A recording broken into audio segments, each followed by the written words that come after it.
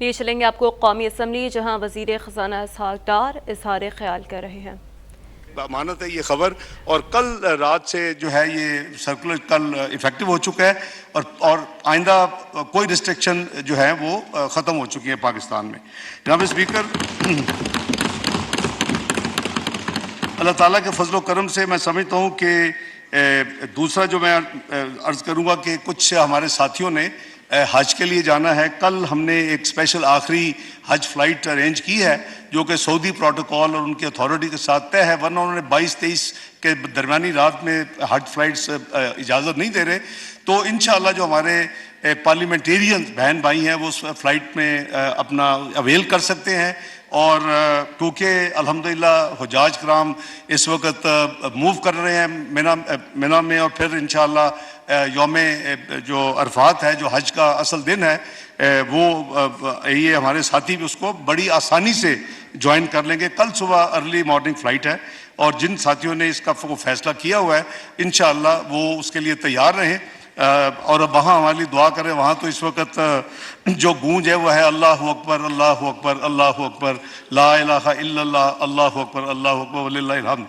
तो इंशाअल्लाह इनकी आवाज़ भी उसमें शामिल होगी, और उसके नतीजे में पाकिस्तान के जो मसाइल पिछले चंद सालों से सामने आ रहे हैं, अल्लाह ताला हमको मसाइल से निजात देंगे और बेहतरी की तरफ सफ़र होगा। शुक्रिया जनाब स्पीकर। अब मैं फॉर्मल जो वाइंडिंग अप की तरफ आता हूँ आपकी इजाज़त से।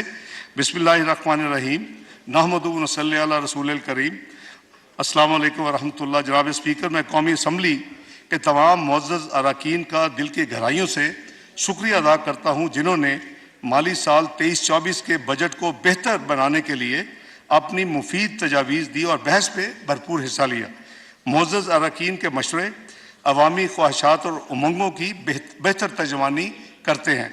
मईशत के मुख्तलिफ शोबों के बेहतरी के बारे में मुअज़्ज़ज़ अरकान की तजावीज़ और आरा हमारे लिए मशअल राह हैं।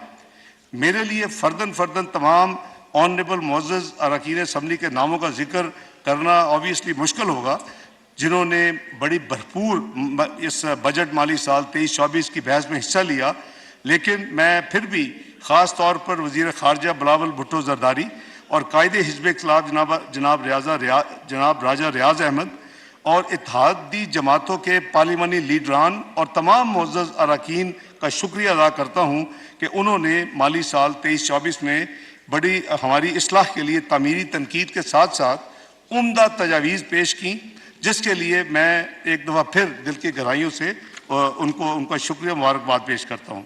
जनाब स्पीकर, इस मौका को फ़ायदा उठाते हुए मुअज़्ज़ज़ ऐवान की ख़वातीन मेंबरान असम्बली के मौसर किरदार और ऐवान की कार्रवाई बशमूल बजट माली साल 2023-24 पर बहस में दिलचस्पी को सराहता हूँ। इन मुअज़्ज़ज़ ख़वातीन इन हमारी मुअज़्ज़ज़ बहनों ने अरकान ने अपने हलकों की तरक्की और ख़ास तौर पर ख़वातीन के बहबूद के हवाले से हमेशा की तरह बहुत अच्छी तजावीज़ पेश की। जनाब स्पीकर, मैं ख़ास तौर पर कौमी असम्बली के मुअज़्ज़ज़ अरकान की तरफ से चंद अहम तजावीज़ का जिक्र करने की इजाज़त चाहूँगा, जिसमें मौसमियाती तब्दीली, फूड सिक्योरिटी, शमसी तवानाई से चलने वाले ट्यूबवेल, आबी तहफ़्फ़ुज़, आबादी में इजाफे की रोकथाम, बेरोज़गार नौजवानों की फ़नी महारत, ख़वातीन की बहबूद, ज़राअत के शोबे में मराद, बेनज़ीर इनकम सपोर्ट प्रोग्राम और यूटिलिटी स्टोर की वसअत, EOBI की पेंशन, रूस से तजारत बढ़ाने, कम अज़ कम उजरत 32,000 रुपये, सेहत और तालीम के फ़रोग और पसमानदा इलाकों ख़ास तौर पर बलूचिस्तान और न्यूली मर्ज्ड डिस्ट्रिक्ट्स गमशुदा अजला जो एक्स फाटा और पाटा हैं, उनकी डेवलपमेंट के लिए बेहतरीन तजावीज़ इस हाउस में दी गई। मैंने उसको एक्नॉलेज भी कर रहा हूँ। हमने कोशिश की है कि उसके नतीजे में इंशाअल्लाह हम उसी तरह अपना रोड मैप इस मुल्क की तरक्याती प्रोग्राम का बनाएं। जनाब स्पीकर, कौमी असम्बली के मुअज़्ज़ज़ अरकान की तरह सेनेट के मुअज़्ज़ज़ अरकान ने भी 23-24 बजट के तखमीना जात का बगौर जायज़ा लिया और उन्हें बेहतर बनाने के लिए अपनी तजावीज़ पेश की। इस पर मैं सेनेट के तमाम मुअज़्ज़ज़ अरकान का भी शुक्रगुज़ार हूँ। सेनेट की कायमा कमेटी बराए ख़जाना व महासिल की तरफ से फाइनेंस बिल 23-24 और बजट तखमीना जात का जायजा लेकर जो सिफारिशात पेश की गई हैं वो भी हमारे लिए मशअल राह हैं। मोअज़्ज़ज़ कायमा कमेटी ने चेंबर्स ऑफ कॉमर्स और दीगर अवामी हलकों की आरा को मद्देनज़र रखकर नहायत अच्छी सिफारिशात पेश की और इसी तरह जनाब स्पीकर नेशनल असम्बली की कायमा कमेटी जनाब कैसर अहमद शेख साहब की सरबराही में इन्होंने भी काफ़ी मीटिंग्स की। मैं और मेरे मोअज़्ज़ज़ साथी FPR और फाइनेंस के उन्होंने शिरकत की और हम इनकी भी तजावीज़ से इन्होंने चेंबर्स के और दूसरे लोगों को भी उन कमेटी मीटिंग में मदऊ किया और उन्होंने बड़ी अच्छी माशाल्लाह हमें तजावीज़ दी। मैं सबका मशकूर हूँ जी। मैं ईवान बाला की तरफ से मजमूई तौर पर हमें 59 सिफारिशात मौसूल हुई। इनमें से 19 जो थी वो सिफारिशात अमूमी यानी जनरल नौयत की थी। मुअज़्ज़ज़ मेंबरान सेनेट ने बजट बहस के दौरान भी अपनी तजावीज़ पेश की। इस सिलसिला में ख़ास तौर पर सूद के खात्मे, दिफाई बजट में इजाफा, गैर ज़रूरी अखराजात पर control, laptop scheme, vocational training, नुकसान में चलने वाले अदारों की निजकारी, यूटिलिटी स्टोर पर दस्तयाब एशिया की सस्ते दामों फरहमी, बीज, खाद और शमसी तवानाई की पैदावार पर सब्सिडी, सेहत के महकमे का बजट बढ़ाना, इंफॉर्मेशन टेक्नोलॉजी का फ़रोग, टेलीविज़न और रेडियो पाकिस्तान का ख़ास तौर पर जिक्र करना चाहता हूँ। ये 59 उनकी तजावीज़ में ये कोर सब्जेक्ट कवर हुए हैं और ये फ्लोर ऑफ द सेनेट में भी इन जो है एरियाज़ को कवर किया गया है। पूरी कोशिश की गई है कि मौजूदा मुश्किल और चैलेंजिंग हालात के बावजूद जिन तजावीज़ पर अमल मुमकिन हो उन्हें मंजूर फुली या पार्शली कर लिया जाए, वो मैं आगे चल के अर्ज़ करूँगा। इसके साथ साथ मैं मीडिया के मोअज़्ज़ज़ दोस्तों, मुआशी तज्ज़ियाकारों और माहरीन का भी शुक्रिया अदा करना चाहूँगा कि उन्होंने बजट के अच्छे पहलुओं की सताइश की और उनके हलकों की तरफ से पेश करदा मुस्बत तनकीद को भी हमने कदर की निगाह से देखा। जनाब स्पीकर, कुछ मुअज़्ज़ज़ मेंबरान को बाज़ तब्दीलियों पर तहफ़्फ़ुज़ात है जो फाइनेंस बिल 2023-24 में सुपर टैक्स के हवाले से तजवीज़ की गई हैं। बैंकों से रकम निकालने पर यानी कैश निकालने पर, नकद रकम निकालने पर नॉन फाइलर उन पर जो 0.6% टैक्स के बारे में भी चंद राय सामने आई। जनाब स्पीकर, मैं वाज़ेह करना चाहता हूँ कि सुपर टैक्स गुज़श्ता साल मुतारफ़ करवाया गया था। हमने इसे मज़ीद प्रोग्रेसिव बनाया है। 10% सुपर टैक्स के नफाज के लिए इनकम स्लैब को 300 मिलियन से बढ़ाकर 500 मिलियन कर दिया है। इसी तरह टैक्स की शरह को भी मज़ीद प्रोग्रेसिव किया है जो कि 1%, 2, 3, 4, पहले तो स्टेट उसके बाद 10 था, अब उसके बाद 6, 8 और 10, ताकि प्रोग्रेसिव को एक जो कैनन ऑफ टैक्सेशन है उसको फॉलो करते हुए, जैसा कि आप जानते हैं कि पाकिस्तान को टैक्स रेवेन्यू की इजाफे की शदीद ज़रूरत है और सुपर टैक्स सिर्फ ज़्यादा आमदनी वाले अफराद पर लगाया जाता है और जो ये टैक्स अदा करने की इस्तिताअत रखते हों सिर्फ उन पे लागू होता है, यानी थ्रेश होल्ड से ऊपर जिनकी सालाना इनकम है। इसलिए हुकूमत इसे बरकरार रख रही है, लेकिन इन तब्दीलियों के साथ। पहले था कि 1, 2, 3, 4 और एक सेक्टर्स सेलेक्ट किए गए थे खसूसन और उनके ऊपर स्टेट 10% था। वो तफरीक डिस्क्रिमिनेशन को ख़त्म कर दिया गया है और स्लैब्स को बढ़ा दिया गया है ताकि वो प्रोग्रेसिव स्लैब्स हों। जनाब स्पीकर, नॉन फाइलर्स के कैश निकालने पर 0.6% टैक्स की शरह के मामले में मैं ये वाज़ेह करना चाहता हूँ कि ये मईशत की डॉक्यूमेंटेशन और ज़्यादा से ज़्यादा लोगों को टैक्स नेट में लाने के लिए एक अहम कदम है। आप जानते हैं कि टैक्स का सारा बोझ अमलन चंद मिलियन टैक्स दहिंदगान बर्दाश्त करते हैं। इसलिए वक्त की अशद ज़रूरत है कि इस मुल्क के तमाम शहरी जो टैक्स अदा करने के काबिल हैं वो अपना वाजिबुल अदा टैक्स अदा करें ताकि इस जिम्मेदारी को मिलकर निभाया जा सके। जनाब स्पीकर, बाज़ मुअज़्ज़ज़ मेंबरान ने बोनस शेयर पर टैक्स लगाने के इकदाम को भी यानी उसको अपोज किया, उसकी मुखालफत की। मैं वजाहत करता चलूँ कि कंपनियां शेयर होल्डर्स को डिविडेंड कैश की शक्ल में या बोनस शेयर्स की शक्ल में जारी करती हैं। जैसे शेयर होल्डर्स स्टॉक एक्सचेंज में अपने शेयर्स बेच सकते हैं और नकद रकम वसूल कर सकते हैं। पहली सूरत में शेयर होल्डर मसूल होने वाले नकद कैश पर जो मुनाफे के तौर पर मिलता है 15% टैक्स अदा करते हैं, लेकिन दूसरी सूरत में जब बोनस शेयर के सूरत में जब कुछ डिविडेंड मिलता है तो उस पर कोई टैक्स नहीं लागू होता। इस कदम के जरिए हमने कैश डिविडेंड और बोनस शेयर दोनों पर टैक्स आयद कर दिया है। साथ साथ हमने बोनस शेयर के लिए कम यानी शरह रखी है। डिविडेंड पे 15% है, लेकिन बोनस शेयर के लिए हमने इसकी शरह 10% तजवीज़ की गई है, जो कि इस मुअज़्ज़ज़ जो ऐवान है, जब बजट पास होगा तो वो स्टेट में लागू हो जाएगी। ये ऑब्वियसली ये टैक्स जो है बोनस के ऊपर, ये कंपनियां अदा नहीं करती, ये शेयर होल्डर्स अदा करते हैं जिनको ये बोनस शेयर मिलेंगे। तो इसलिए ये कंफ्यूजन नहीं होना चाहिए कि जैसे कि शायद ये कंपनी अदा करेगी। ये डिविडेंड जिसको कैश मिलेगा उसका कैश काटा जाता है as agent of the government, और वो पैसे भिजवा देते हैं, FBR में जमा करवाते हैं। बोनस शेयर जो है उसकी 10% जो है उसकी जो वैल्यू होगी मार्केट, उसके ऊपर 10% उनको जमा करवाना पड़ेगा, चाहे वो शेयर बेच लें, अदरवाइज चाहे वो जमा करवा दें, उनकी ऑप्शन है। ये स्कीम पहले भी नाफिजुल अमल थी। जनाब स्पीकर, अब मैं उन अहम तरमीम पर रोशनी डालूंगा जिन्हें हमने मुख्तलिफ फोरम्स की सिफारिशात की बुनियाद पर फाइनेंस बिल में शामिल किया है।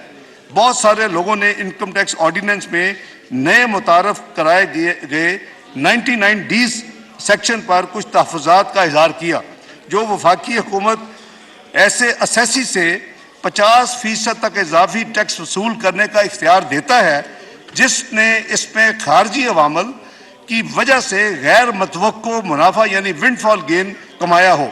मैं सबको यकीन दिलाता हूँ, अपने मुअज़्ज़ज़ अरकान भाइयों और बहनों को, कि ये कानून सिर्फ एक एनेबलिंग प्रोविजन है।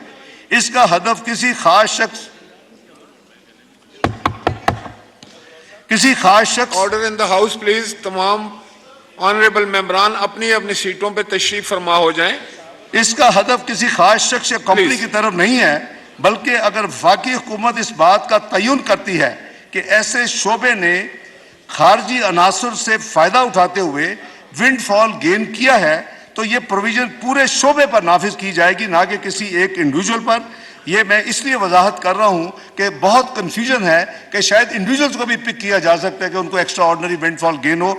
ये ऐसी बात नहीं है, ये पूरा सेक्टर होगा और ये कॉर्पोरेट सेक्टर होगा, ये इंडिविजुअल इसमें नहीं आएंगे। तो दो इसमें क्लैरिफिकेशंस हैं। एक तो ये कॉर्पोरेट सेक्टर होगा, दूसरा ये इंडिविजुअल्स पे नहीं होगा, और तीसरा ये पूरे के पूरे सेक्टर पे भी लागू होगा। अब इसमें मैं अर्ज करूं कि जनाब स्पीकर, ये पाकिस्तान वाहिद मुल्क नहीं जो इस तरह की कानून साजी कर रहा है।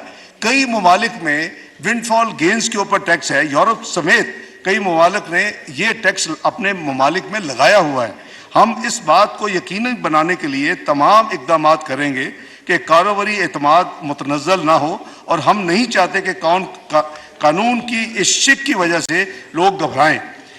एनॉमली कमेटी जो हमने सेटअप की, जिसका मैंने जनाब को नोटिफिकेशन पेश किया था, नेशनल असम्बली के रिकॉर्ड में मौजूद है, उसकी सिफारिशात की बुनियाद पर पहले विंडफॉल गेन टैक्स जो था वो 5 साल जो थे उसके ऊपर ये लागू हो सकता था। ये कारोबारी लोगों ने जो पिछले हमारी मीटिंग्स हुई 9 जून के बाद, उनका ये तजवीज़ थी कि इस मुद्दत को कम कर दिया जाए, और ये कमेटी का भी चेयरमैन नेशनल असम्बली की स्टैंडिंग कमेटी बैठे हुए हैं, इनकी भी कमेटी का ये था इसको फिर इसको पीरियड कम कर, तो हमने 5 साल को रिड्यूस करके 3 साल कर दिया है। और ये फिस्कल ईयर 2021 जो यानी जो टैक्स ईयर है उससे लागू होगा। तो ये हमने इसमें इम्प्रूवमेंट कर दी है, क्योंकि हमारी अपनी कमेटीज दोनों जो है, मैं मिसाल देने लगा हूँ, मैं कोई अपना फ्यूचर का माइंड नहीं दे रहा, हमारी अपनी दोनों कमेटीज ने, नेशनल असम्बली की स्टैंडिंग कमेटीज ने और सेनेट की फाइनेंस की स्टैंडिंग कमेटी ने बार कई दफ़ा ये नुक्ता उठाया कि मुल्क में जो फॉर एग्जांपल बैंक जो हैं एक्स्ट्रा ऑर्डनरी जो उन्होंने फॉरेन एक्सचेंज गेन्स किए हैं, हुकूमत उसमें क्यों नहीं कोई उनसे एक्स्ट्रा रिकवरी करती एज ए विंडफॉल गेन। तो आपको एक इशारा दे रहा हूं कि उस तरह के जो भी सेक्टर होंगे वो इसकी जद में आएंगे। और इसलिए ये कोई ऐसा कानून नहीं है कि खुदा न खास्ता को विच हंटिंग है, ये कानून बहुत मुल्कों में अवेलेबल है। बजाय ये कि हम किसी एक सेक्टर का किसी एक स्पेसिफिक फैसला करते, ये हुकूमत को और सिस्टम को ये हम एक न्यू वैल्यू एडिशन दे रहे हैं कि अगर इस तरह की चीज़ होगी तो इस पर अमल होगा। जनाब स्पीकर, तवानाई के बचत के मंसूबे के तहत काबीना ने तवानाई के इन एफिशिएंट पंखों पर जो है फेडरल एक्साइज ड्यूटी आयद करने का फैसला किया था। प्राइम मिनिस्टर ने कई मीटिंग्स की और वो मीटिंग्स थी यानी एनर्जी कंजर्वेशन के हवाले से, उसमें तमाम स्टेक होल्डर्स मौजूद थे, उसमें तमाम मिनिस्ट्रीज के अलावा जो टेक्निकल अदारे हैं मुल्क के वो तमाम उसमें मौजूद थे। और उस हवाले से ये फैसला किया गया था माली साल 20-23-24 यानी इस फाइनेंस बिल के जरिए PSQCA ने ऐसे इनएफिशिएंट पंखों पर 2000 रुपये टैक्स आयद करने की तजवीज़ दी थी। ये रेवेन्यू इकट्ठा करने के लिए नहीं थी। इसकी मैं बैकग्राउंड बता दूं कि जो टेक्निकल हमारी जो अदारे हैं उन्होंने, मैं उस ब्रीफिंग में मौजूद था, उन्होंने बताया कि ये 3 से 4 गुना ज़्यादा ये पुराने जो मॉडल के पंखे हैं ये बिजली खर्च करते हैं। ये उनके लिए भी बेहतर नहीं है अगर वो या तो जो कंपनीज हैं वो अपनी मैन्युफैक्चरिंग जो है उनकी टेक्नोलॉजी को चेंज कर लें और नई टेक्नोलॉजी पे आ जाएं। तो ये जो 2000 रुपये है ये उनकी बिजली की बचत शायद 1 महीने या 1.5 महीने में पूरी हो सकती है। तो एक्चुअली ये रेवेन्यू के लिए नहीं है। मैंने देखा कि बहुत बजट के बाद इसके ऊपर मीडिया में आया कि जी 2000 रुपया गरीब का पंखा महंगा कर दिया, और ये बात नहीं है, ये रेवेन्यू के लिए बिल्कुल नहीं है। लेकिन ये पाकिस्तान में एनर्जी को बचाने के लिए, और इसी तरह बल्ब का था, जो पुराने थे वो बहुत ज़्यादा 3-4 गुना इस्तेमाल करते हैं बिजली को। वो जो नए बल्ब हैं, जो नई टेक्नोलॉजी है, इसमें फिर जो एडवर्टीजमेंट अपील्स मैंने देखी वो कहने लगे कि टाइम दे फिर इंडस्ट्री को कुछ और, ताकि वो अपनी तैयारी कर सके और जो कंज्यूमर हैं वो फिर उनको वो जो बेहतर पंखा है जिसपे ये प्रॉब्लम नहीं आएगी उसको यानी नाफजुल अमल यानी फ्यूचर से किया जाए। मैं समझता हूँ कि जेन्युइन उनकी डिमांड थी, इसलिए पंखों के मैन्युफैक्चरर्स ने तवानाई की बचत वाली टेक्नोलॉजी पर जाने के लिए जो वक्त मांगा है उसके लिए हम 6 महीने की मुद्दत इसमें ऐड कर रहे हैं। यानी ये अब नाफजुल अमल 1 जुलाई की बजाय 1 जनवरी 2024 से होगा और 6 महीने इसको डेफर कर रहे हैं। जी जनाब स्पीकर, इसी तरह पाकिस्तान स्टॉक एक्सचेंज ने मार्केट के मौसर करने और बेहतरी के लिए तजावीज़ पेश की हैं। मैं उनका भी शुक्रिया अदा करता हूँ अपनी तरफ से, अपने साथियों की तरफ, हुकूमत की तरफ से। इनमें कुछ जो है वो जो फ़ायदे हम पहले ही तवील मुद्दत शेयर होल्डिंग को फराहम किए गए थे, इस सिलसिले में हम कानून में ज़रूरी तब्दीलियाँ ला रहे हैं। जनाब स्पीकर, आपको ये जानकर हैरत होगी कि वफाकी हुकूमत का तकरीबन 3.2 ट्रिलियन, जनाब स्पीकर 3200 अरब रुपया जो है वो मुख्तलिफ टैक्स जुडिशल फोरम्स के ऊपर लिटिगेशन में है, और ये तकरीबन 62,000 केसेज हैं एज ऑफ टुडे जो कि 3200 अरब की लिटिगेशन में फंसे हुए हैं और मुख्तलिफ लेवल्स पे हैं। इसके लिए मैं समझता हूँ कि पिछली दिहाई से एक जो अल्टरनेट डिस्प्यूट रेजोल्यूशन तनाज़ात के फौरी हल के हवाले से किया जा रहा था और कोशिशें हुई, लेकिन उससे मतलूबा नताइज हासिल नहीं हो सके। लिहाजा मौजूदा जो ये सिस्टम है अल्टरनेट डिस्प्यूट रेजोल्यूशन के लिए ADRC, उसमें हम ये तजवीज़ कर रहे हैं कि इसको मजबूत किया जाए। कैसे मजबूत किया जाए? टैक्स दहिंदगान को इन्वॉल्व किया जाए, उनका एक नुमाइंदा हो, एक महकमे का नुमाइंदा हो, लेकिन इसके ऊपर जो इसको हेड करे वो हाई कोर्ट या सुप्रीम कोर्ट का रिटायर्ड जज हो। और ये जो 62,000 केसेस हैं जिसमें 3200 अरब पाकिस्तान के अवाम के ख़जाने में जा सकता है, ये इसके फैसले जो है फौरी किए जाएं।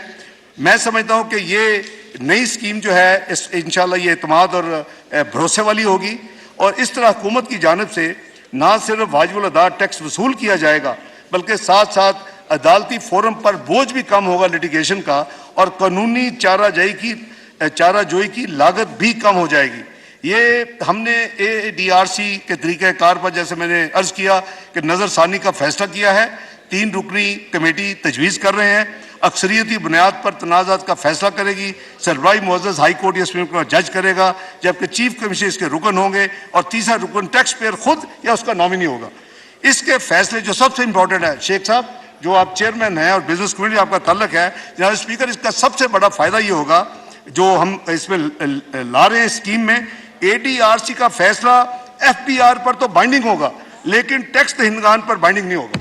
अगर वो जाना चाहे तो अपील में चले जाए और उनको अपील का हक दिया जाएगा। ये मेरा ख्याल है इससे क्विकेस्ट और इससे बेहतर हम तेज़ी के साथ ये मामला हल नहीं कर सकते। उम्मीद है कि ये जो 62,000 केसेस के टैक्स दहिंदगान हैं वो नए फोरम को इस्तेमाल करेंगे और उनके टैक्स के तनाज़ात को तेज़ी और कम लागत के ज़रिए हल किया जा सकेगा। जनाब स्पीकर, फाइनेंस बिल माली साल 2023-24 के हवाले से अपनी गुजारिशात पेश करने के अलावा मैं बजट तखमीना जात पर जनरल डिस्कशन को समेटते हुए चंद चीज़ें अर्ज करना चाहता हूँ। मौजूदा हुकूमत ने आम आदमी की ज़रूरियात और अफराद ज़र को मद्देनज़र रखते हुए जो खुर्द-व-नोश की अशिया की कम कीमत पर दस्तयाबी को यकीनी बनाने के लिए यूटिलिटी स्टोर्स कॉरपोरेशन को रमज़ान पैकेज के अलावा वज़ीर-ए-आज़म रिलीफ पैकेज के तहत मौजूदा माली साल में 24 अरब रुपए मुहैया किए थे, यानी जो 30 जून को साल ख़त्म हो रहा है।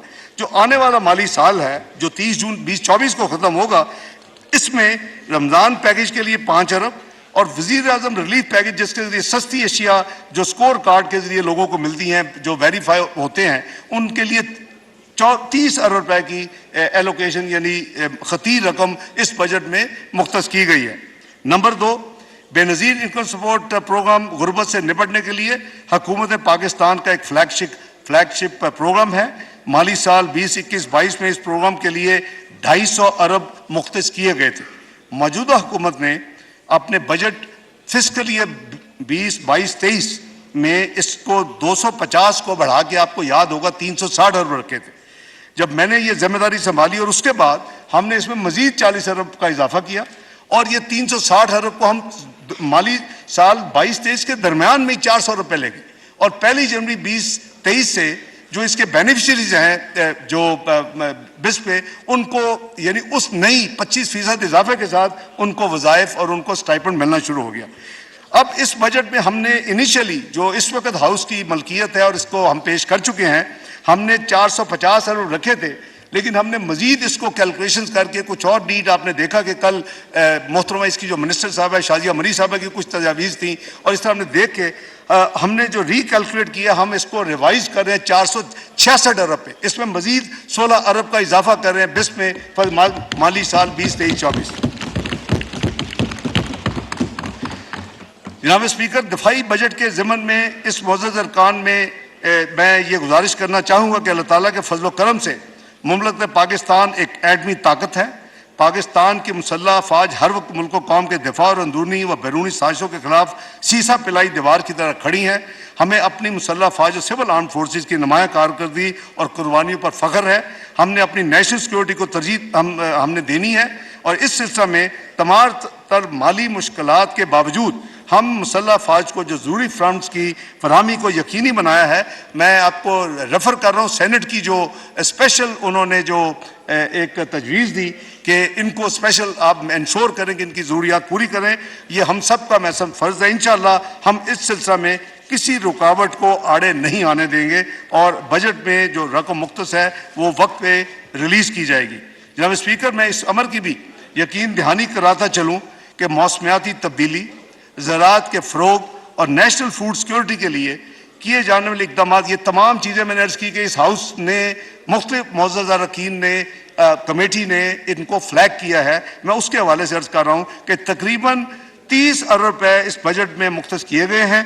वफाकी हुकूमत इस सिलसिले में सूबाई हुकूमतों के इश्तराक से बेहतर हिकमत अमली के ज़रिए मौसर इक़दाम उठाएगी ताकि जो प्रपोजल्स इस हाउस ऑनरेबल हाउस से मिले हैं, मुअज़्ज़ज़ अरकान ने दिए हैं इन एरियाज़ में, इंशाअल्लाह ताकि उसके ऊपर अमल दरामद हो सके। इसी तरह जनाब स्पीकर, सिविल और मुसल्लह अफवाज के हाज़िर सर्विस मुलाजमीन की सैलरीज और रिटायर्ड पेंशनों के लिए माली साल 23-24 में खातर खा इजाफा किया गया है। इसी तरह निजी शोबे के मुलाजमीन के लिए भी कम अज़ कम उजरत को 25,000 रुपये से बढ़ाकर 32,000 रुपये हमने किया है और EOBI की पेंशन को 8,500 से बढ़ाकर हमने तजवीज़ किया है। EOBI को वो काम कर रहे हैं कि 10,000 रुपये कर दी जाए। तो ये वो जनाब स्पीकर कुछ इंपॉर्टेंट चीज़ें हैं। मैं समझता हूँ कि माली मुश्किलात के बावजूद जनाब स्पीकर हुकूमत ने तेल की बैनुल-अक़वामी कीमतों में कमी का तमाम तर फ़ायदा आवाम तक पहुँचाया और पेट्रोलियम मसनूआत की कीमतों में पिछले 1 महीने में नुमाया कमी की। उसमें डीजल की कमी ऑलमोस्ट 35 रुपये है, उसमें पेट्रोल की कमी जो है वो 20 रुपये है, उसमें लाइट डीजल की कमी 17 रुपये फ़ी लीटर है। तो इस पॉलिसी को आइंदा भी आवाम को रिलीफ देने के लिए फॉलो किया जाएगा। जो इंटरनेशनल प्राइसों में कमी आएगी, जो रुपए की वैल्यूएशन अगर अल्लाह के फल से बेहतर होगी तो ये जो इसका फ़ायदा है ये अवाम तक मुंतकिल किया जाएगा। जनाब स्पीकर, कौमी बचत की स्कीमें जिनमें बहबूद सर्टिफिकेट्स और शोहदा फैमिली वेलफेयर अकाउंट के सिलसिले में order in the house please. Please winding up speech है, तमाम ऑनरेबल मेंबरान अपनी अपनी सीटों पे तशरीफ फरमा हो जनाब जाएं। स्पीकर, कौमी बचत की स्कीमों में जिनमें बहबूद सर्टिफिकेट्स और शोहदा फैमिली वेलफेयर अकाउंट के सिलसिला में सरमायाकारी की हद को 50 लाख से बढ़ाकर 75 लाख रुपए 9 जून के पेश करदा बजट में हमने प्रपोजल दे दी थी। उसके बाद हमें काफ़ी ज़्यादा रिप्रेजेंटेशन मिली कि जो पेंशनर बेनिफिट अकाउंट है, तीसरा अकाउंट जो मेन चलाती है अपना नेशनल बचत जो स्कीमों में है, उसको भी आप कंसिडर करें।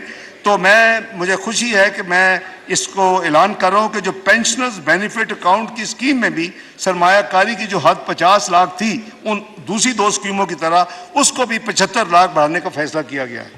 जनाब स्पीकर, पेट्रोलियम डेवलपमेंट लेवी के शरह में इजाफे की अथॉरिटी 9 जून के फाइनेंस बिल में वफाकी हुकूमत को देने की तजवीज़ थी कि जब हुकूमत को ज़रूरत हो, अगर रेवेन्यू या इंटरनेशनल प्राइसेस कोई हो तो वो वफाकी हुकूमत फैसला कर सकती है। इस सिलसिला में सेनेट की फाइनेंस कमेटी ने बिलखसूस और दोनों हाउसेस के मुअज़्ज़ज़ अरकान ने बिलअमूम ये उन्होंने तजवीज़ दी है कि वफाकी हुकूमत को ये अथॉरिटी अनलिमिटेड ना दी जाए और इसको महदूद कर दिया जाए और ना 5 प्रोडक्ट्स पे दी जाए। आपको पता है कि 5 प्रोडक्ट्स हैं, एमओ गैस है जो जिसको पेट्रोल हम कहते हैं, हाई स्पीड डीजल है, लाइट स्पीड डीजल है, केरोसिन ऑयल है और हाई ऑक्टेन है। वो उसमें वो कहते हैं जी जो मेन आइटम जो मुल्क में कंजम्पशन की है वो 2 हैं, वो पेट्रोल है, एमओ गैस जिसे कहते हैं, और वो हाई स्पीड डीजल है। उस पर बहुत ज़्यादा मेरा ख्याल है कि कमो बेश दर्जन के करीब तजावीज़ थी कि गवर्नमेंट, फेडरल गवर्नमेंट जो भी हो उसको आप अनलिमिटेड पावर्स ना दें, जो मर्जी बढ़ा दें। तो हमने फिर ये फैसला किया है कंसल्टेशन करके अपने इंटरनल भी, फिर प्राइम मिनिस्टर साहब से भी हम इसको अब लिमिट कर रहे हैं कि ये जो पावर होगी 60 रुपए से ऊपर नहीं होगी, ताकि आइंदा आने वाले जो भी इंशाल्लाह वक्त आएगा उस वक्त देखा जाएगा। लेकिन इसको जो अनलिमिटेड पावर को विड्रॉ किया जा रहा है और 50 रुपए की इस वक्त लिमिट इम्पोज है और उसको सिर्फ 60 रुपए तक किया जा रहा है। बहुत शुक्रिया। जनाब स्पीकर, मैं अपने बैरून मुल्क मुकीम पाकिस्तानी बहन भाइयों को भी खराज तहसीन पेश करता हूँ जो अपने अपने ममालिक में पाकिस्तान के सफ़ीर हैं और जो ना सिर्फ इन ममालिक की तरक्की और खुशहाली में अपना फ़ाल किरदार अदा कर रहे हैं बल्कि तरसीलात ज़र यानी फ़ॉरेन रेमिटेंसेस के ज़रिए अपने वतन की मिट्टी का हक भी अदा कर रहे हैं। हुकूमत पाकिस्तान इस सिलसिले में उनको हर तरह की सहूलियात देने में कोशा है और इसी तरह अगले माली साल के बजट में इन फॉरेन रेमिटेंसेस को फैसिलिटेट करने के लिए 80 अरब रुपए एलोकेट किए गए हैं। मैंने अर्ज़ किया था उसमें एक इनाम की भी एक स्कीम होगी, लेकिन ये सारा जो और फिर उनके जो रेमिटेंसेस हैं वो कोई अपना चार्जेस पे नहीं करते। वो स्टेट बैंक को अपना हर बैंक जो है वो एक बिल करता है, उसको पे होता है, तो वो हम स्टेट बैंक के ये यानी अखराजात होते हैं और वो ये एक यानी इनामी स्कीम भी वो इंट्रोड्यूस करेंगे। इस तमाम प्रोसेस के लिए स्टेट बैंक के लिए 80 अरब रुपए की इस बजट में रकम मुख्तस की गई है। जनाब स्पीकर, मुस्लिम लीग नून के कायद जनाब मियाँ नवाज शरीफ ने अपने दौरे हुकूमत के दौरान पूरे मुल्क और तमाम इलाकों की तरक्की व खुशहाली के लिए इकदाम उठाए। वज़ीर आज़म पाकिस्तान मियाँ शहबाज शरीफ और हुकूमती इत्तेहादी जमातें भी इसी हिकमत अमली और विजन के तहत खैबर पख्तूनख्वा के ज़म्मशुदा अजला यानी न्यूली मर्ज डिस्ट्रिक्ट्स के लिए दिफाई के लिए वफाकी तरक्याती प्रोग्राम में 57 अरब रुपए और गैर तरक्याती बजट में 66 अरब रखने की तजवीज़ है। जनाब स्पीकर, ये लेटेस्ट नंबर्स हैं। जनाब स्पीकर, पाकिस्तान के मुख्तलिफ इलाकों में तरक्याती स्कीमों की मद यानी कि SDGs के अहदाफ को हासिल करने के लिए ना सिर्फ मौजूदा माली साल में खातर खा फंड्स फ्राहम किए गए हैं बल्कि अगले माली साल में भी 2023-24 में भी इसके लिए 90 अरब रुपए की खतीर रकम मुख्तस की गई है। मैं सस्टेनेबल डेवलपमेंट गोल्स की बात कर रहा हूँ, SDGs। जनाब स्पीकर, साइंस और खासकर IT के फ़रोग के लिए 34 अरब रुपए, जबकि पैदावारी शोबों ज़राअत सनत मादनियात के लिए PSDP में 50 अरब रुपए मुख्तस किए गए हैं। गैर तरक्याती बजट यानी करंट बजट जो है अदर देन PSDP, उसमें ज़राअत के इक़दाम के लिए उसमें भी 13 अरब इस रकम के अलावा रखे गए हैं। ग़िज़ायात के शोबे के लिए SDGs और BSP के नशो नौ प्रोग्राम के तहत खातर खा रकम मुख्तस की गई है। जनाब स्पीकर, इसी तरह ट्यूबवेल्स की सोलराइजेशन के लिए, जिसके ऊपर बहुत ज़्यादा मोअज़्ज़ज़ अरकान ने एम्फेसिस किया और अपनी तजावीज़ दी, उसके लिए प्राइम मिनिस्टर की खसूसी स्कीम के तहत 30 अरब रुपए मुख्तस किए गए हैं ट्यूबवेल्स की सोलराइजेशन के लिए। नौजवानों की फलाह की तरफ तवज्जो भी दी गई है ताकि नौजवानों को अमली ज़िंदगी के लिए तैयार किया जा सके। नौजवानों के लिए मुख्तलिफ PSDP और जारी अखराजात में तकरीबन 31 अरब रुपए एलोकेट किए हैं। जनाब स्पीकर, जनाब स्पीकर, वज़ीर आज़म शहबाज शरीफ की हिदायत की रोशनी में मौजूदा माली साल 22-23 के दौरान सरकारी अदारों पर सादगी और कफ़ायत शारी के इक़दाम पर अमल दरामद शुरू किया गया।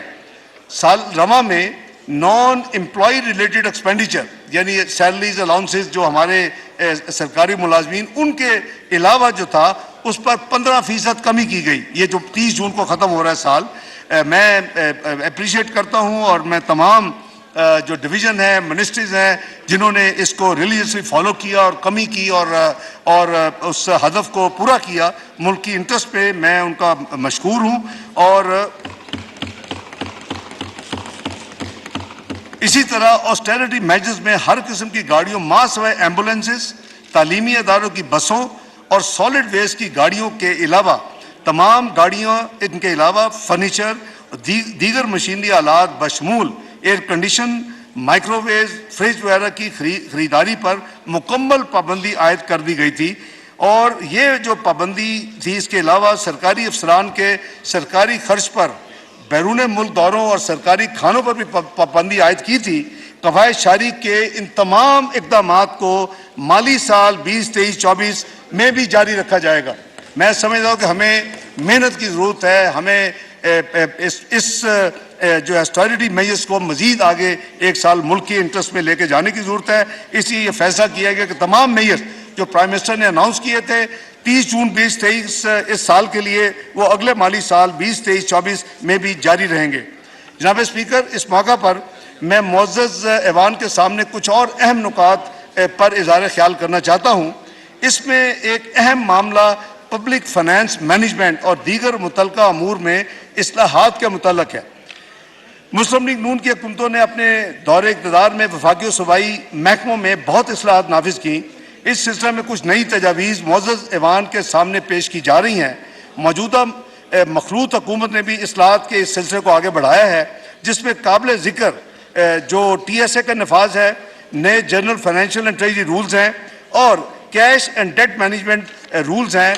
मैं समझता हूँ कि ये बहुत ज़्यादा ये मदद करेंगे हमारी फाइनेंशियल डिसिप्लिन को मज़ीद मजबूत करने के लिए। जनाब स्पीकर, अब मैं वफाकी पेंशन का जिक्र करना चाहता हूँ, जिसके सालाना अखराजात में बड़ी तेज़ी से इजाफा हो रहा है। पेंशन अखराजात अनसस्टेनेबल हो चुके हैं और इसमें फौरी इस्लाहात की ज़रूरत है। अभी मैं आपको बताऊँगा कि जो 9 जून को जो नंबर पेंशन के पेश किए थे और उसको जो मज़ीद उस पर फाइन ट्यूनिंग की गई और मज़ीद आखिरी पेनी तक कैलकुलेट किया गया, तो अब वो रकम क्या होगी मैं अभी वो रेलेवेंट पोर्शन पे आके आपको अर्ज़ करूँगा। तो मैं अर्ज़ कर रहा हूँ कि इसलिए ये इस्लाहात जितनी जल्दी हो सके ये नाफिज होनी चाहिए। इसके अलावा वफाकी मुलाजमीन के लिए हुकूमत पाकिस्तान को कॉन्ट्रीब्यूटरी पेंशन फ़ंड की स्कीम को लागू करना पड़ेगा। इस सिलसिले में बजट माली साल 2023-24 में पेंशन फंड कायम कर दिया गया है और इसके रूल्स एंड प्रोसीजर पर काम का आगाज़ हो चुका है। जनाब स्पीकर, पेंशन के इस्लाहात के हवाले से मैं कुछ बहुत इम्पोर्टेंट मारूज़ात करना चाहता हूँ। बहुत हाई प्रोफाइल जो हमारे कई लोग हैं इस सिस्टम में, वो कई दफ़ा मल्टीपल पेंशन वसूल करते हैं। वो अगर एक अदारे में रिटायर हुए उसकी भी पेंशन ले रहे हैं, उसके बाद एक और अदारे में चले गए उसकी भी पेंशन ले रहे हैं। मैं नाम नहीं ले रहा, मुझे ऐसे लोगों का पता है जो 3-3 पेंशन भी ले रहे हैं। मैं समझता हूं कि ये मुल्क इसका मुतहम्मल नहीं हो सकता। इसलिए पेंशन के हवाले से ये मैं अर्ज करना चाहता हूं कि एक सरकारी रिटायर्ड ऑफिसर, मैं रिपीट कर रहा हूं, कोई सरकारी रिटायर्ड ऑफिसर जो होंगे वो है 17 ग्रेड एंड अबव, ये हम यहां से शुरू कर रहे हैं ये रिफॉर्म, सिर्फ एक अदारे से पेंशन हासिल करेंगे और मल्टीपल पेंशन के सिलसिले को फौरी खत्म किया जा रहा है। अब ये उनकी सवाबदीद होगी कि जो 2-3 अदारों में उनको पेंशन की इंटाइटलमेंट बन रही है, कौन सी हाईएस्ट पेंशन है उसको अडॉप्ट कर लें।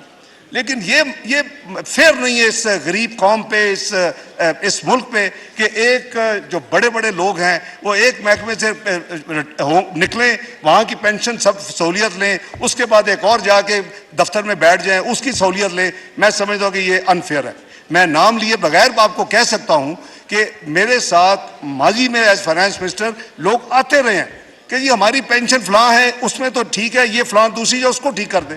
भाई एक आप पेंशन लें जो सबसे ज़्यादा है। अब मुल्क मेरा ख्याल है कि बड़ी फेयर चीज़ है, इसको फौरी तौर पे लागू किया जा रहा है जनाब स्पीकर। दूसरी, पेंशन की कंप्यूटेशन के वक्त एडहॉक पेंशन अलाउंस को कंपाउंडिंग के बगैर नेट पेंशन में शामिल किया जाए, ये एक दूसरा रिफॉर्म है, इसकी अशद ज़रूरत है।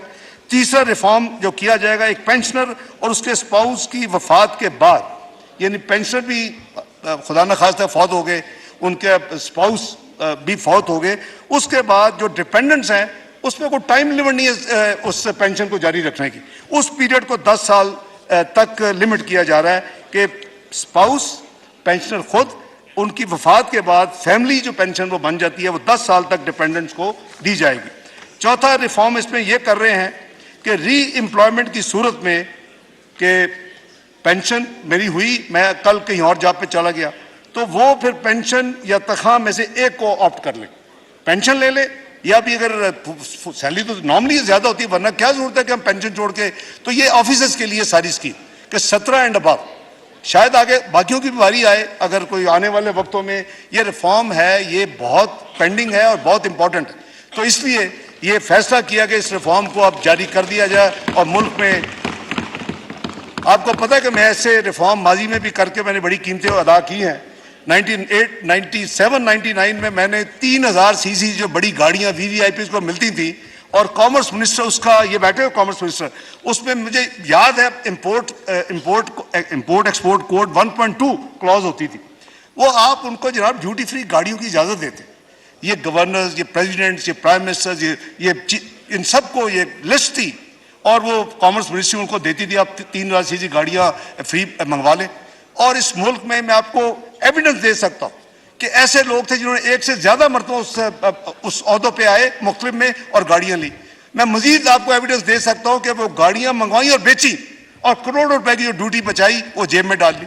तो मैंने उसको अल्हम्दुलिल्लाह 97 कॉमर्स मिनिस्टर बना, बीच में फाइनेंस मिनिस्टर नवंबर 98 में बना, आखिरी दिन तक तक मैंने एक लाइसेंस नहीं इशू किया, वो जो ड्यूटी फ्री का लाइसेंस होता था। और मैंने दर्जनों लोगों को अपना दुश्मन बनाया, मुझे कोई उसमें यानी अफसोस नहीं है, क्योंकि मुल्क के लिए ये जो एग्जाम्पल है ये टॉप से शुरू होती है। हम गरीब आदमी तो पकड़ लेते हैं, उससे तो हम तो हर चीज़ का दो, वो भी दो, हमें वो नहीं हिम्मत होती कि हम 17 से ऊपर वालों को यार एक पेंशन ले लो, मुल्क अफोर्ड नहीं कर सकता। ये 3000 सीसी के भाईजान अगर आपने बाद में बेचनी है तो मुनाफा तो फिर भी हो जाएगा। तो जनाब मैं इस पर बिलीव करता हूँ। इसी तरह अगर चौथा जो मैंने रिफॉर्मर्स किया है वो पेंशन लेंगे या सैलरी लेंगे, जो भी ऑफिसर्स होंगे अगर वो काम छोड़ के नया शुरू करना चाहते हैं, वो जब वहाँ से रिटायर होंगे फिर अपना फैसला कर लें कि कौन सी पेंशन उन्हें लेनी है। तो ये जनाब स्पीकर, मैं ये जो सारा मैं अर्ज कर रहा हूँ ये बिल्कुल प्योर नेशनल इंटरेस्ट में है। मेरी ज़ाती जेब से तो नहीं ऐसी चीज़ें जानी है या किसी, लेकिन मैं समझता हूँ कि मिल के हमने करना है मुल्क को सीधा, तो इस तरह के मुश्किल फैसले करने पड़ेंगे और करने चाहिए। कोई फर्क नहीं पड़ता कि अगर आपको कुछ उसकी कीमत अदा करनी पड़े। जनाब स्पीकर, पिछले चंद माह से पूरी कौम के सामने एक बड़ा सवाल ये रहा है कि आया IMF का 9th रिव्यू कामयाबी से होगा या नहीं। ये बाहर जाए तो पूछ रहे होते हैं, किसी प्रोग्राम में चले जाए, पहला सवाल है IMF का रिव्यू क्यों नहीं हो रहा। मैं इस मुअज़्ज़ज़ ऐवान के अपने भाई बहनों को एतमाद में लेना चाहता हूँ।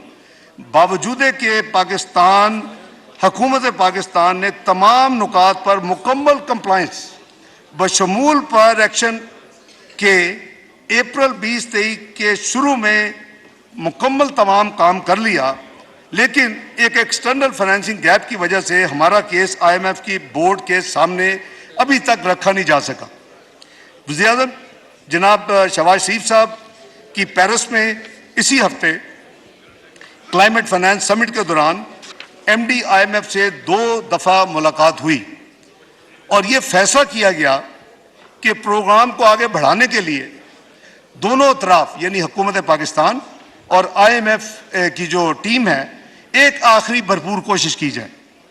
इस हवाले से पिछले 3 दिनों में पाकिस्तान की मुआशी टीम ने IMF की टीम के साथ तफसीली मुज़ाकरात किए हैं, क्योंकि वहाँ 5:30 तो वाशिंगटन रफली खुलता है, तो हम पिछले 3 रातों में सारी रात मिनिस्ट्री ऑफ फाइनेंस में होते हैं जी, सुबह फजर पढ़ के घर जाते हैं। आपको पता है, मेरी आपसे 1-2 बात है।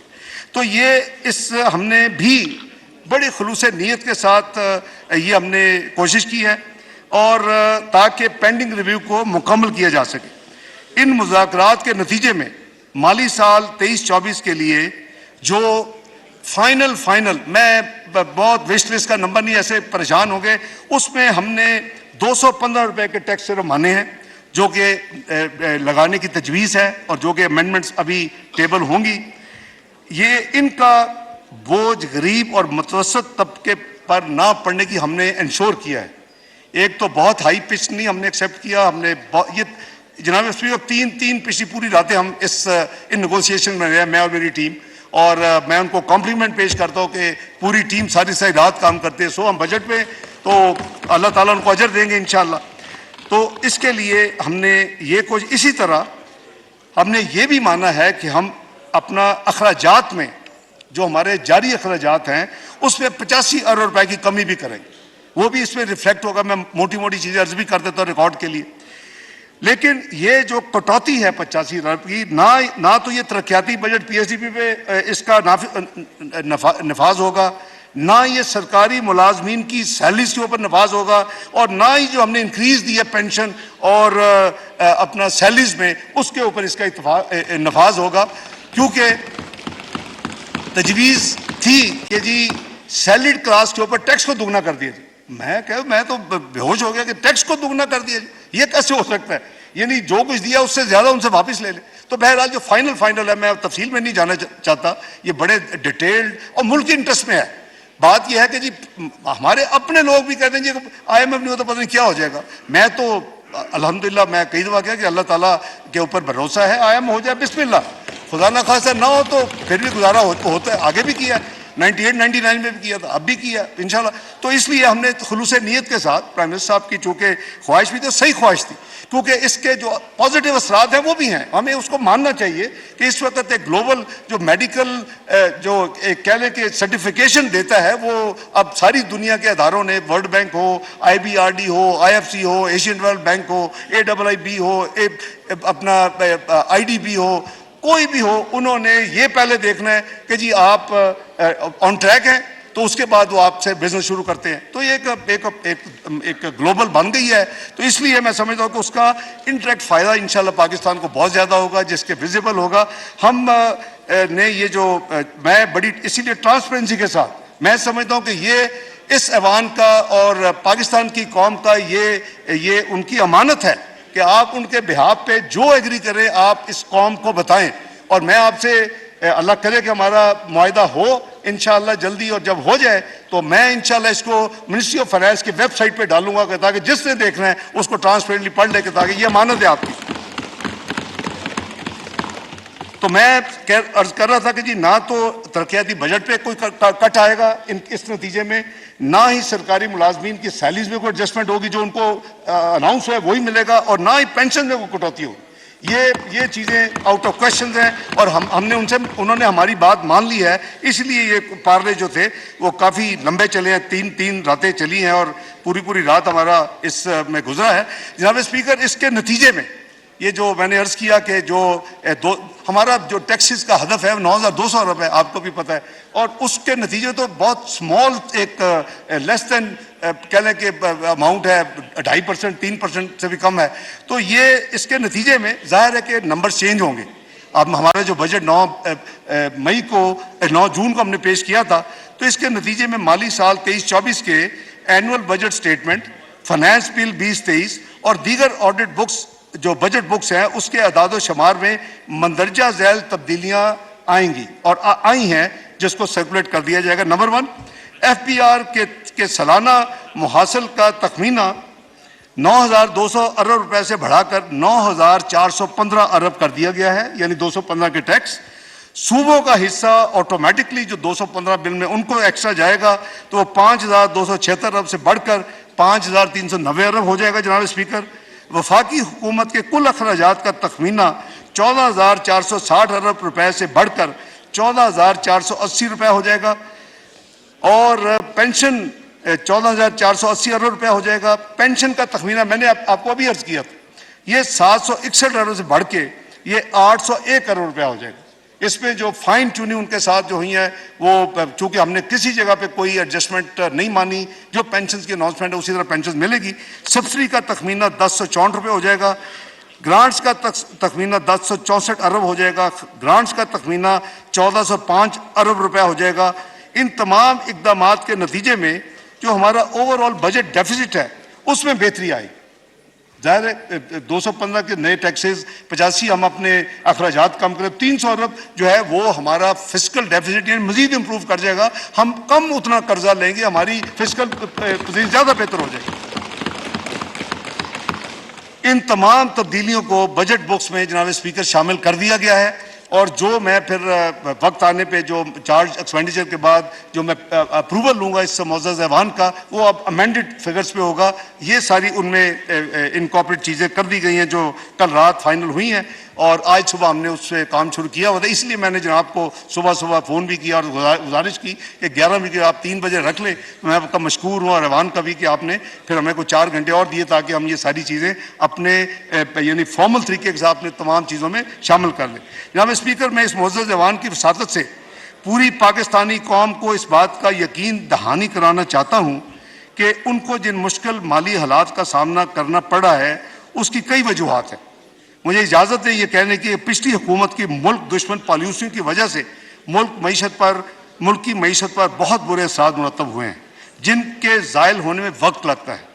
इस तरह पिछले 1 साल में उन्हीं के रियासत मुखालिफ सरगर्मियों ने भी जलती पर तेल का काम किया है। वो उसके 9 मई का जो है वाक़या सर फहरिस्त है। अल्लाह ताला की ज़ात का शुक्र है कि ऐसे ग्रोहों और जत्थों से पाकिस्तान के बाशऊर और बाखबर अवाम बखूबी आशना हो चुके हैं। वज़ीर-ए-आज़म शहबाज शरीफ और इत्तेहादी हुकूमत का नस्बुल ऐन मुल्क और कौम की फलाह और तरक्की है। इंशाअल्लाह अगर पाकिस्तान की अवाम ने जनरल इलेक्शन के ज़रिए दोबारा खिदमत का मौका फराहम किया तो हम अपने नामुकम्मल मुआशी एजेंडे को इंशाअल्लाह पूरा करेंगे और अवाम की बेहतरी और खुशहाली के लिए हर मुमकिन मज़ीद इक़दाम करेंगे। अल्लाह ताला के फजल व करम से पाकिस्तान की मईशत मुश्किल हालात का मुकाबला करने की भरपूर सलाहियत रखती है। और आप देखें कि पिछले 8-9 महीने में क्या क्या प्रेडिक्शन नहीं हुई और वो प्रेडिक्शन अप्रैल के एंड तक मई में हो रही थी। तो अल्लाह ताला का फजल है कि मुल्क इंशाअल्लाह, मेरा ईमान है कि रहती दुनिया तक ये कायम दायम रहना है। अल्लाह ताला ने इसकी हिफाजत करनी है। तो मैं अर्ज़ कर रहा हूँ कि पाकिस्तान की मईशत मुश्किल हालात का मुकाबला करने की भरपूर सलाहियत रखती है।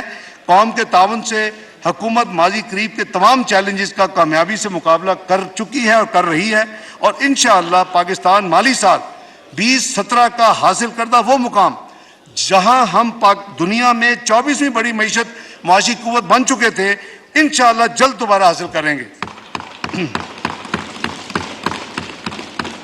और वो वक्त दूर नहीं जब अल्लाह के फजल व करम से कौम की मेहनत और लगन से हम पाकिस्तान को G20 में शामिल करेंगे इंशाअल्लाह। अल्लाह ताला हम सब का हामी नासर हो। पाकिस्तान जिंदाबाद। वज़ीर ख़ज़ाना बजट इजलास वज़ीर ख़ज़ाना इसहाक़ डार इज़हार ख़ैर कहा गया मुज़ाकरात के नतीजे में टैक्स गरीब आदमी को भुगतना पड़ रहा होता है। 85 अरब की कटौती से PSDP पर कोई फ़र्क नहीं पड़ा।